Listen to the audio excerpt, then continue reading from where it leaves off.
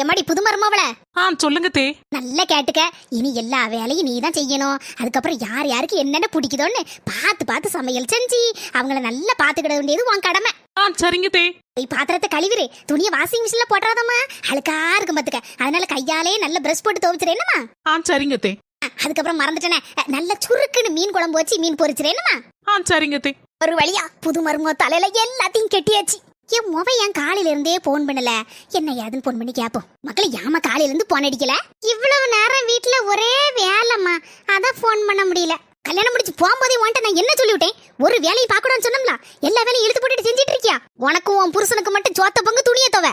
அதை விட்டுட்டு மாமியாக்காரி கீமியாக்காரி நாத்தனாக்காரி கீத்தனாக்காரின்னு எவளுக்காவது எதையாவது செய்து கொடுத்த அதுக்கப்புறம் உனக்கு இருக்கு. இல்லனா அடுத்த மாசமே மாப்பிளைய கூட்டிட்டு தனி கொடுத்தனும் போகக்கூடிய வழியை பாரு.